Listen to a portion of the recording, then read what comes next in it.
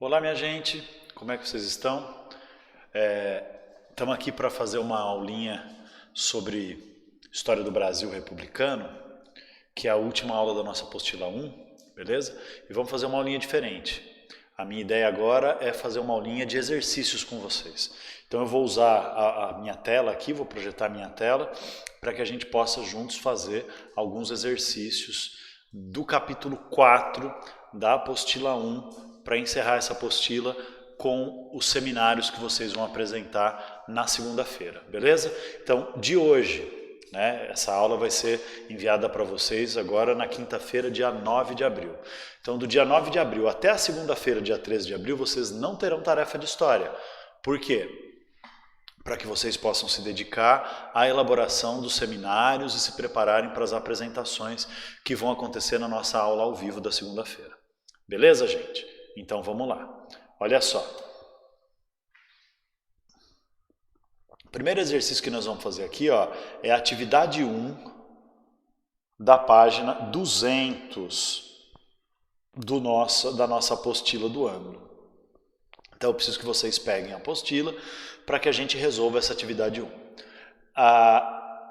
Claro, né? Eu não vou ficar te esperando, é só se você pausar e buscar a porcaria da sua apostila.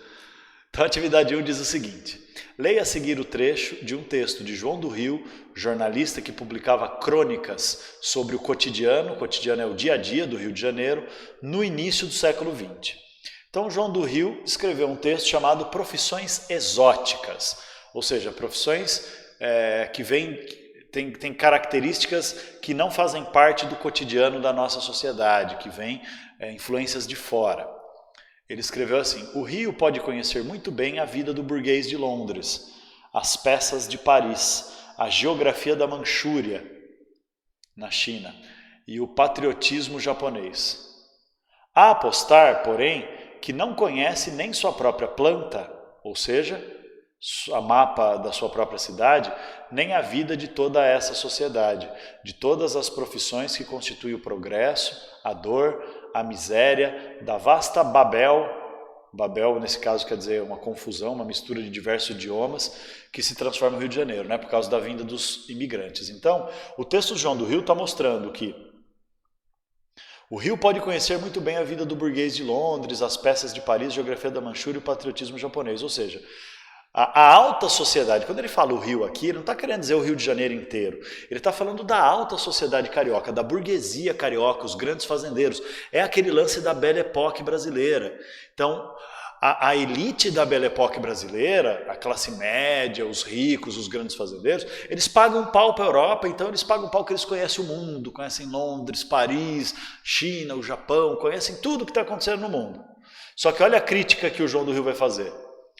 A verdade é que eu aposto que essa gente rica e poderosa da Belle Époque nem conhece a própria cidade do Rio de Janeiro.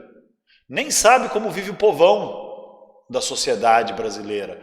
Essas profissões de gente trabalhadora que fazem o progresso, a dor, a miséria, tanto os brasileiros quanto os imigrantes estrangeiros que vivem e trabalham no Brasil, a elite não sabe o que é a realidade do Brasil porque ela fica só pagando pau para o que é estrangeiro. Então, nesse cenário, o João do Rio está fazendo uma crítica pesada à Belle Époque brasileira como uma coisa de uma fachada moderna, uma fachada europeizada, uma aparência de europeização, quando na verdade as pessoas poderosas nem conheciam o que era a real vida do povo brasileiro e dos imigrantes que viviam no Brasil. Aí a letra A pergunta para nós assim, qual crítica o cronista faz à cidade do Rio de Janeiro? Ele faz uma crítica de que o Brasil, o Rio de Janeiro da Belle Époque, está muito mais voltado para fora do país, para as culturas estrangeiras, do que propriamente para entender como que funciona a sociedade brasileira. Aí na letra B ele pergunta, considerando que você estudou sobre o período, qual grupo social ele critica? Ou seja, que camada da sociedade brasileira ele critica? As elites da Belle Époque, que tinha uma postura europeizada e mantinha o povão na mais completa exclusão. Aí ele pergunta também, por que João do Rio se refere à cidade como Babel que se transforma? Por que o Rio de Janeiro é uma Babel que se transforma? Porque está em mudança constante, se modernizando, se desenvolvendo, com a influência de vários povos estrangeiros, imigrantes que vinham para o Brasil nessa época, fugindo da miséria na Europa, ou no Japão, ou das guerras que estavam rolando, e vinham tentar a vida aqui no Brasil. Por que ele associa esse processo a progresso, dor e miséria? Dor e miséria porque a realidade dos trabalhadores era de falta de direitos, salários baixos, muita exploração e pouca participação política e social. Agora, por que isso é o progresso? Porque a riqueza do Brasil era gerada por esses trabalhadores pobres que só se ferravam, que com seu trabalho e seu sofrimento sustentavam o crescimento da economia nas cidades e na zona rural, no café, mas que não tinham nenhum benefício dessa modernização. Beleza, minha gente? Tranquilo? Eu vou colocar para vocês agora a resposta do ângulo, para quem quiser usar como base para escrever sua própria resposta. Aí o que eu vou fazer? Eu vou colocar o gabarito aqui para vocês verem e não vou ficar esperando, né? Então eu vou colocar o gabarito, se você vai copiar, você pausa a sua videoaula, copia tranquilamente e eu já vou continuar na sequência, tá bom? Deixa eu te mostrar o gabarito aqui então. Só um minuto. Vamos lá. Aqui está, ó, a A e a B, desse lado. Então, pausa aí para você copiar. E aqui, a letra C.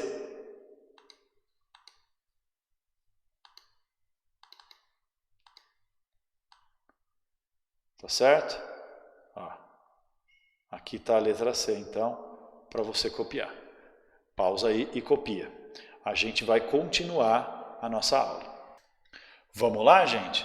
Aqui a gente está na página 205 da apostila 1, e nós vamos de atividade 2 agora. Leia o texto a seguir e responda as questões.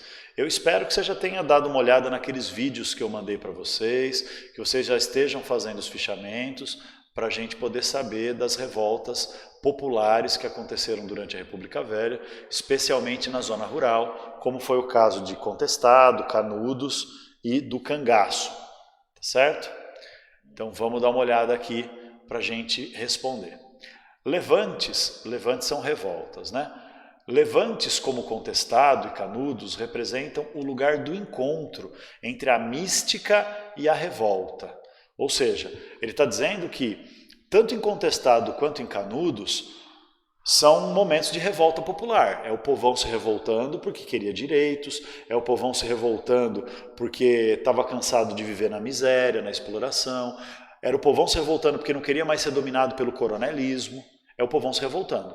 Só que esses momentos, olha o que ele diz, são um lugar de encontro entre mística e revolta.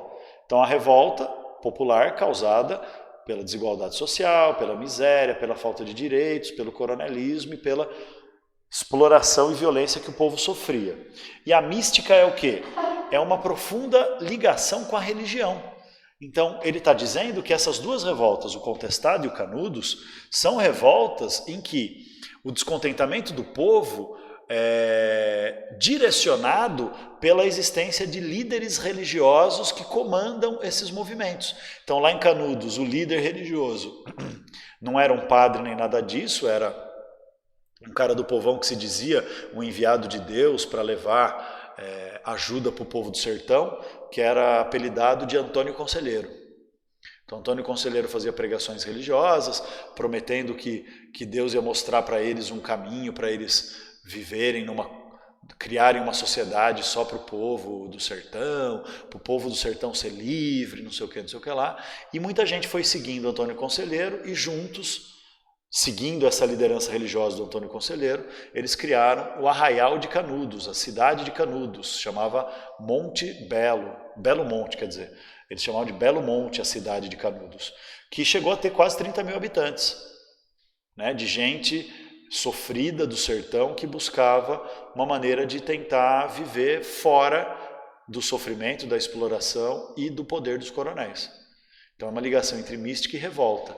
Lá no Contestado também havia monges chamados de beatos, né, de homens santos, que eram na verdade gente comum do povo que trazia uma mensagem religiosa e que unia o povo em nome de uma luta sagrada contra a exploração, a opressão tal do governo. Os líderes eram 2 monges chamados João Maria e José Maria, lá no Contestado. Em Canudos foi Antônio Conselheiro, em Contestado foi Zé Maria e João Maria. E aí ele diz assim, ó, Levantes como Contestado e Canudos representam um lugar de encontro entre mística e revolta. Um resultado pouco previsto do nosso processo de urbanização acelerada e de desatenção com esse grande contingente populacional. Ou seja, o texto da Lilia Moritz-Schwarz está dizendo para nós que o surgimento de fenômenos de messianismo, como Contestado e Canudos, o que é messianismo?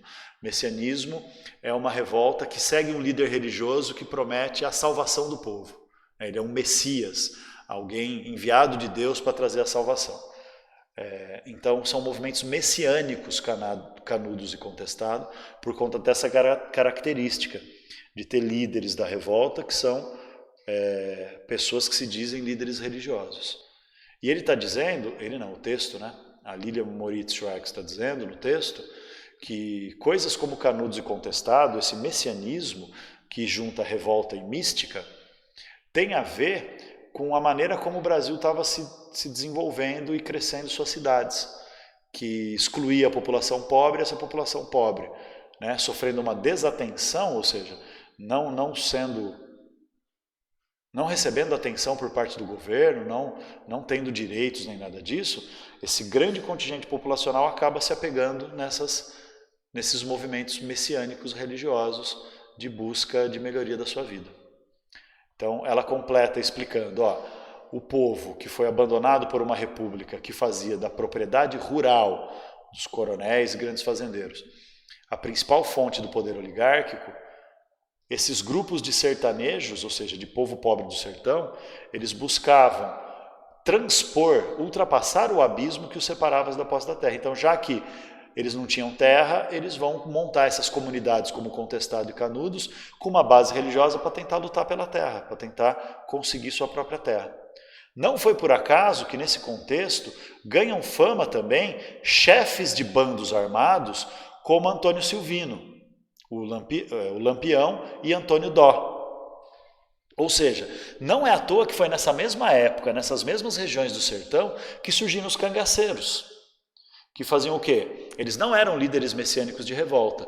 Os cangaceiros eram pessoas que comandavam grupos de criminosos que atacavam as fazendas ou atacavam as cidades para roubar, para saquear, para poder viver melhor. Ou então para distribuir para os pobres. Então era um negócio meio contraditório o cangaço. Tinha grupos de cangaceiros que faziam o que fosse necessário para juntar grana. Inclusive prestar serviço como capanga dos coronéis para esmagar a revolta do povão. E tinha outros grupos de cangaceiro que roubavam dos coronéis grandes fazendeiros e tentava ajudar a população pobre do sertão. Então esse movimento ambíguo, né? Ambíguo é que tem 2 sentidos diferentes, que é meio indefinido, como o cangaço, que é um movimento violento, faz parte da mesma realidade, ou seja, do mesmo jeito que uma parte do povo vai buscar líderes messiânicos, místicos, juntando religião e revolta, como em Canudos e Contestado, outra parte desse povo, mais violenta, vai formar grupos de cangaceiros para tentar melhorar a sua vida. Não para fazer revolta e tentar uma vida melhor para todos, mas fazer, a gente chama isso de banditismo social, fazer ações criminosas contra os ricos e poderosos para essa galera dos bandos de cangaceiros poderem melhorar a sua condição de vida. Então olha só, o texto de novo. Não por acaso, nesse mesmo contexto ganham fama chefes de bandos armados como Antônio Silvino, Lampião, que chama Virgulino Ferreira da Silva, e Antônio Dó, personagens ambíguos, meio indefinidos, representativos de uma alternativa às relações de poder enraizadas na posse da terra, ou seja, os cangaceiros estão buscando um tipo de vida em que eles se livrem do poder dos donos de terra, dos coronéis. O poder está enraizado na mão de quem tem terra. Então essa galera usa da violência para tentar escapar desse poder, formando os bandos de cangaceiros. Mas, ao mesmo tempo, eles também reproduziam as antigas marcas da violência e do arbítrio, quer dizer, do abuso de poder. Então, como eles tinham, todo mundo tinha medo deles porque eles eram bandos armados, eles também abusavam do poder, inclusive para atacar o povão às vezes. Então, esse é o contexto do texto, tudo bem? Agora, a partir do texto, olha o que a apostila pergunta na letra A. Opa, desculpa. A que a autora do texto atribui a ocorrência de movimentos como os de Canudos, Contestado ou o Cangaço? Tranquilo ou não? Ela atribui esses movimentos ao fato de a República ter abandonado, não ter dado atenção para os grupos de população pobre excluída e só ter beneficiado os interesses dos grandes fazendeiros, os coronéis, as oligarquias. Não é isso? Então olha a letra B. O que significa dizer que Contestado e Canudos uniram a mística e a revolta? Aí você tem que explicar esse negócio do messianismo, que revoltas como Contestado e Canudos, o povo seguia líderes que se diziam líderes religiosos, libertadores enviados por Deus, mas conseguiam juntar o povo pela sua mensagem religiosa, mas também porque o povo estava revoltado com a miséria, a desigualdade social e o sofrimento. Aí a letra C. Por que a autora se refere a Antônio Silvino, Lampião e Antônio Dó como personagens ambíguos? É porque eles são cangaceiros, enquanto cangaceiros, às vezes, eles atacavam os poderosos e ajudavam o povo pobre, e às vezes eles eram contratados pelos poderosos para atacar o povo pobre e faziam isso só para ganhar dinheiro, só para se beneficiar e levar vantagem para si mesmos. Aí, eu vou mostrar para vocês a resposta esperada pelo ângulo aqui no nosso exercício da atividade 2. Tá aqui o A, o B e o C da atividade 2 da página 205. Dá uma olhada aí, tira uma foto ou pausa o esquema para vocês poderem verificar. Vamos lá, pessoal. Atividade 3 agora, da página 213, olha aqui.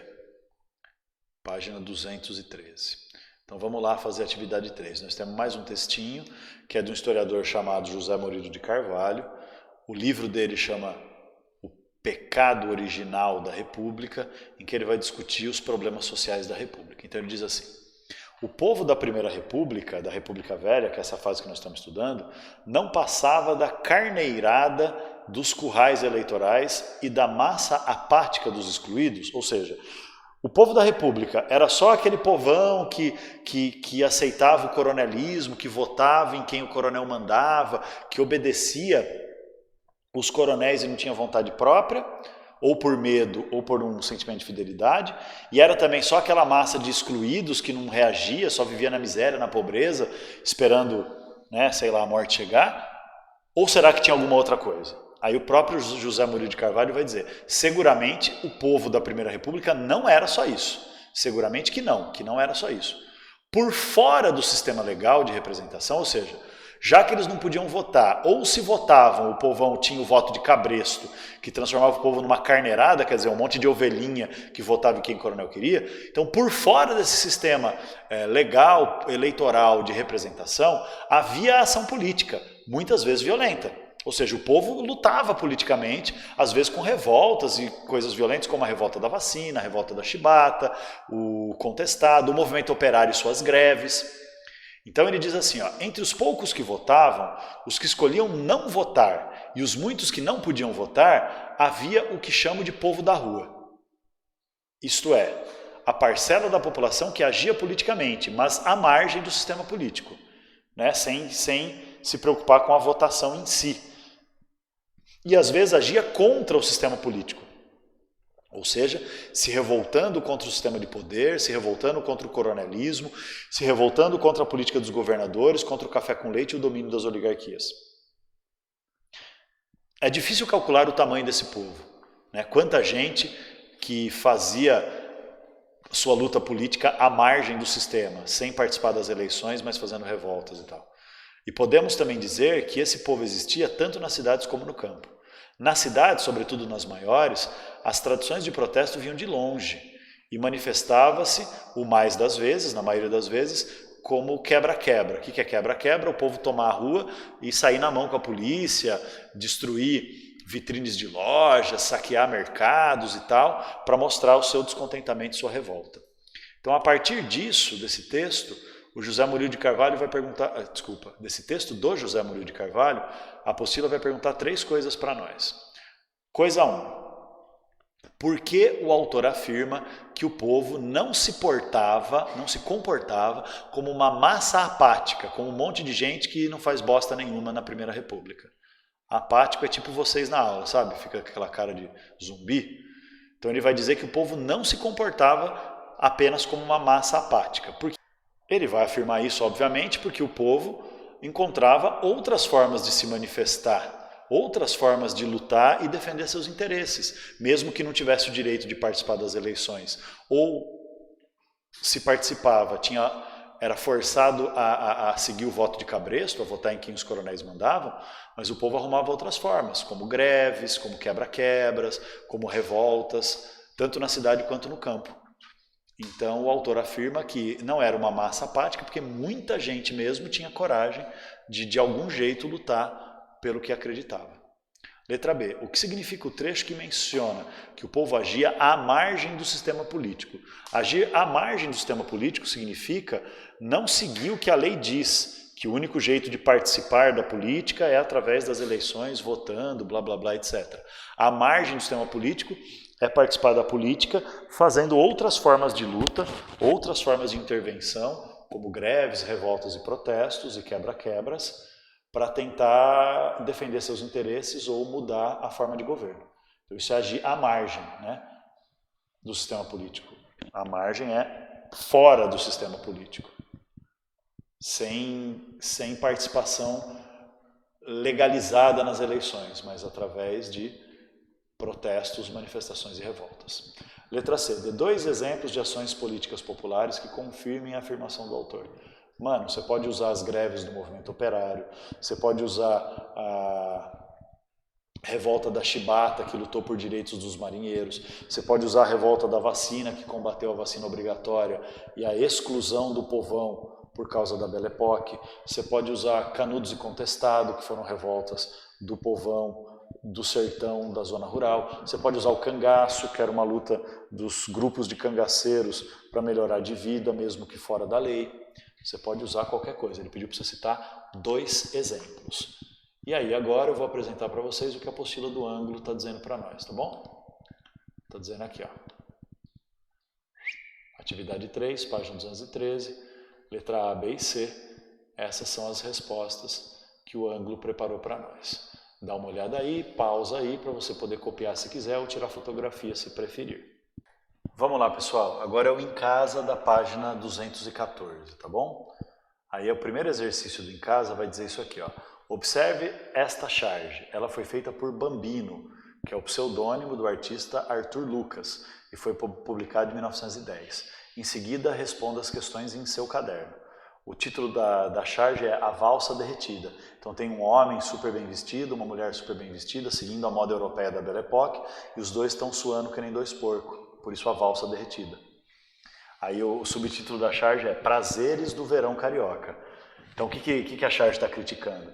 Que os brasileiros, num verão de 45 graus no Rio de Janeiro, ficam seguindo a moda europeia, que é para uma região de clima frio, usam essas roupas super pesadas e super quentes, e fica todo mundo suadão que nem um porcão, por isso a valsa derretida. Aí ele pergunta assim, qual aspecto da Belle Époque brasileira é abordado na charge? É abordada a contradição, né, de um país de clima tropical, seguindo modas só para ter uma aparência civilizada e europeizada, seguindo modas de roupa e vestuário, etc., que tinham a ver com o clima e a realidade europeia. Letra B. A charge critica ou apoia a caracterização desse período? Ele critica, né? A charge critica e explique como ele manifesta a sua posição. Então, a crítica se manifesta aí através do casal suando com uma poça de suor, né? Embaixo do casal, então eles estão dançando em cima de uma poça de suor, ele zoa falando que isso é o prazer do verão carioca, por causa da moda suar que nem um porco. Esses elementos caracterizam a crítica do autor da charge em relação às imbecilidades da Belle Époque. E aí ele pede, explique essa alternativa. A modernização urbana da República agradou poucos e desalojou muitos. Aí é para você falar do quê? É para você falar que a reforma urbana do Rio de Janeiro e outras cidades e capitais brasileiras foi feita de um jeito para beneficiar e favorecer os ricos, para criar uma imagem do Brasil moderno e desenvolvido para os ricos, para os intelectuais e para as pessoas que tinham condições de viver no centro, enquanto os pobres que antes viviam no centro para ficar perto dos seus empregos, morando em cortiços, em moradias improvisadas, não conseguiam com a modernização do centro, com a modernização das cidades, não conseguiam morar nas cidades e acabavam indo morar nos morros ou nas periferias, criando as favelas. Então, agradou poucos, os ricos e poderosos, e desalojou, deixou sem casa muitos. A população pobre que antes vivia no centro não conseguia mais pagar para viver ali. Beleza? Então, aqui estão as respostas do ângulo para nós, olha só. Né? Vou marcar aqui para vocês também, para o negócio ficar bem visível.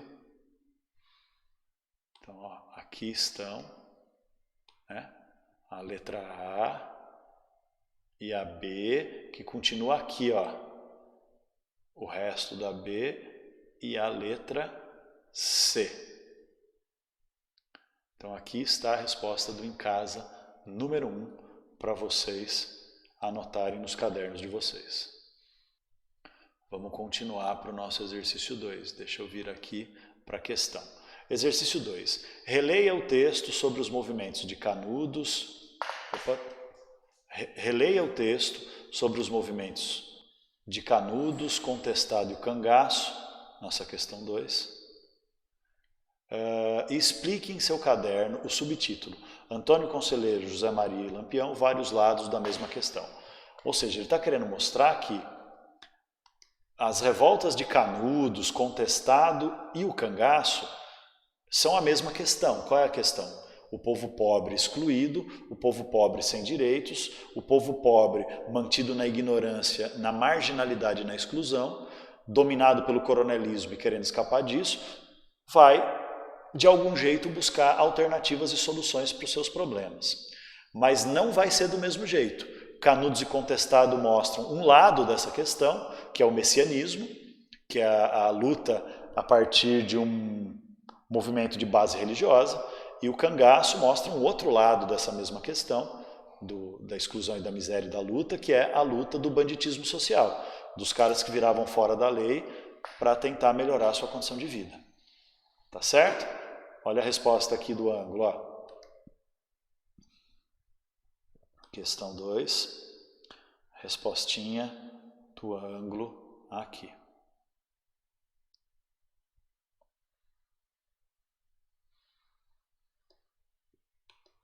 Tá aí.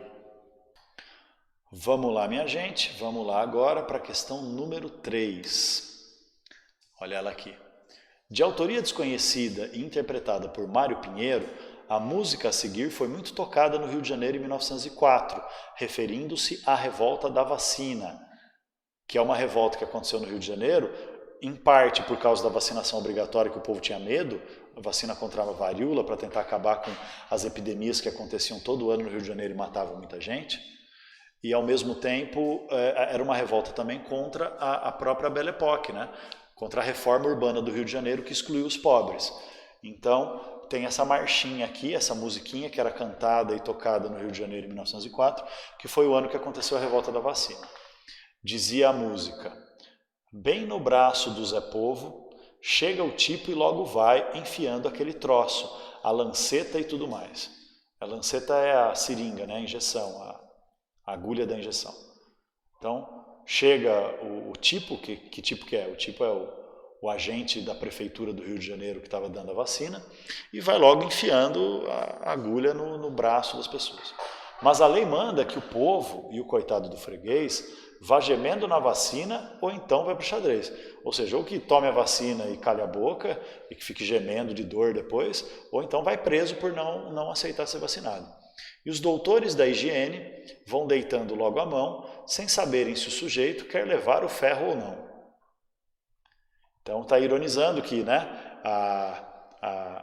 nem teve uma campanha de educação, nem teve uma campanha de conscientização, nem teve uma campanha de tentar mostrar para o povo por que a vacinação obrigatória era importante, no que ia ajudar.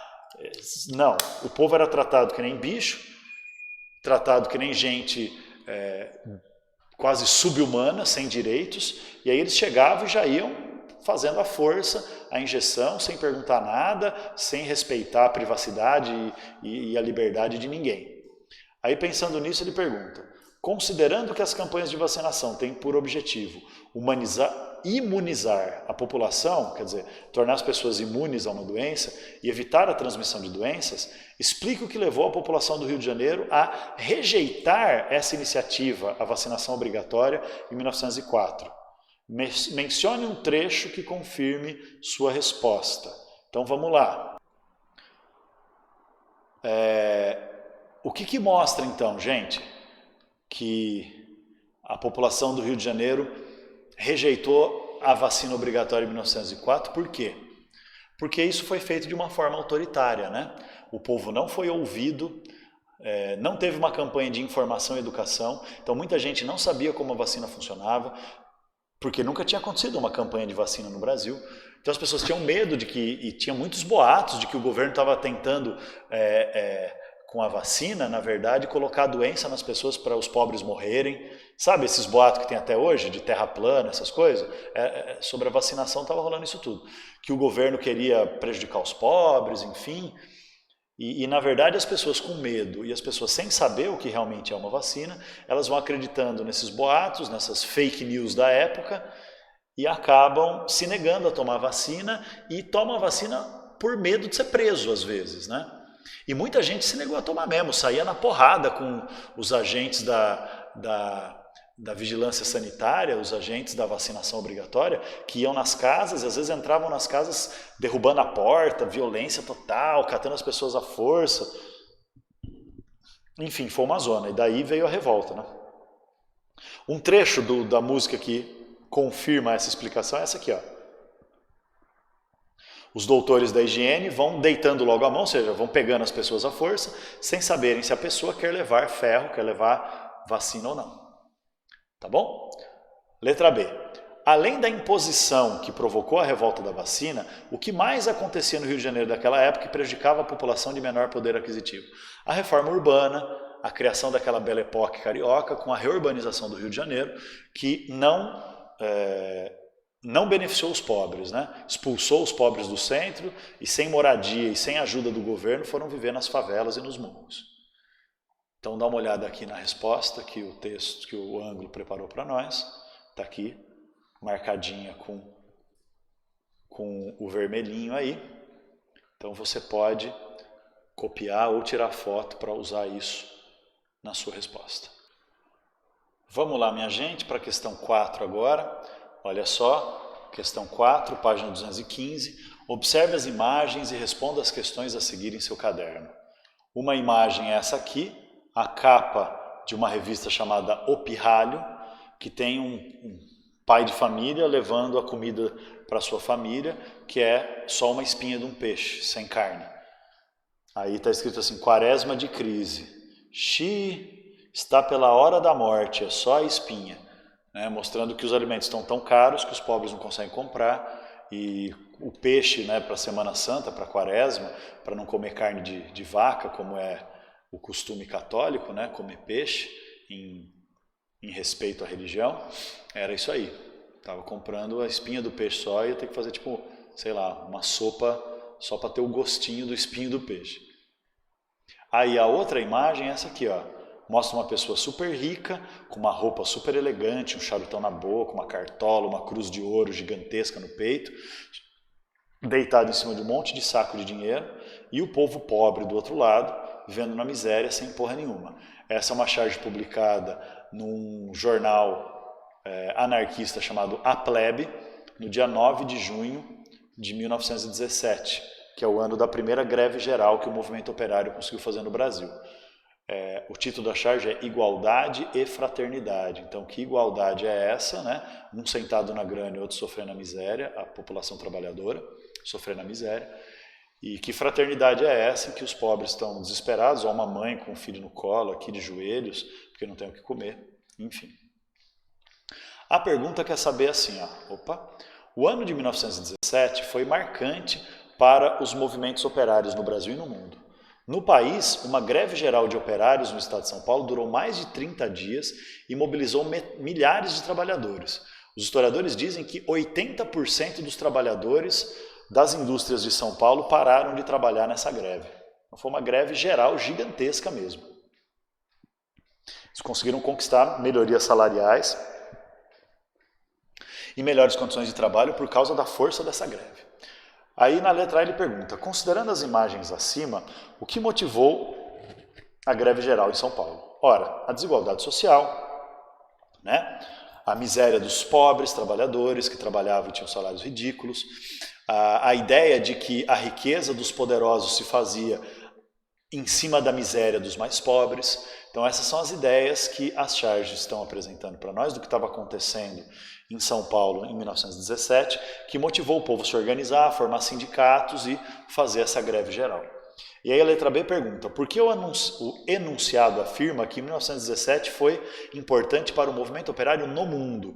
Porque nesse mesmo ano que está tendo a primeira greve geral de trabalhadores das fábricas no Brasil, é o ano que aconteceu a Revolução Russa lá na Rússia, onde os bolcheviques, que era um partido comunista dos operários e camponeses, conseguiu derrubar o governo e criar o primeiro governo de um partido comunista dos trabalhadores na história do mundo.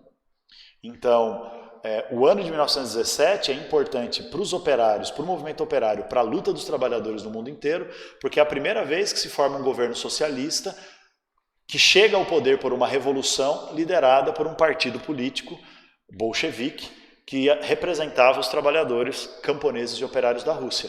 E isso acaba tendo impacto no mundo inteiro, a ponto de também influenciar e estimular a ocorrência de uma greve geral aqui em São Paulo, no Brasil. Aí as respostas do ângulo estão aqui, ó. Primeira parte, a letra A, dá uma olhada aí, pausa para você poder copiar. E aqui, destacado na outra parte, a conclusão da letra B. Pausa aí para você copiar ou tirar foto. E é isso, minha gente. Agora nós vamos para a questão 5, que é uma questão de preencher uma tabela. Que na verdade não é uma tabela, né? É um mapa conceitual, foi mal aí. Então, ó, o mapa conceitual, copie o mapa conceitual em seu caderno e complete as informações mais importantes sobre a Primeira República. Se você quiser copiar no seu caderno, beleza. Se você quiser escrever na apostila, se tiver espaço, beleza também, eu não vou ligar para isso. Até porque nós nem vamos nos encontrar, né? Ao vivo. Então, ó, o mapa conceitual diz assim, Primeira República, 1889-1930. Aí ele divide em duas colunas. A primeira coluna, a República das Oligarquias, ou seja, as características do domínio das oligarquias, do coronelismo e tudo mais. E o outro, o povo na República, ou seja, a situação do povo durante essa época da Belle Époque, as revoltas e tudo mais. Então ele pede primeiro para fazer uma breve descrição. O que é uma breve descrição? Contar quais eram as características gerais do domínio das oligarquias, quais as características gerais da situação do povo. Aí depois falar dos mecanismos políticos, ou seja, quais eram as formas de poder que as oligarquias usavam para dominar o povão e as formas de participação do povão, ou seja, como é que o povão tentou combater esse poder exclusivamente na mão das oligarquias. Deixa eu apagar esse pingo aqui.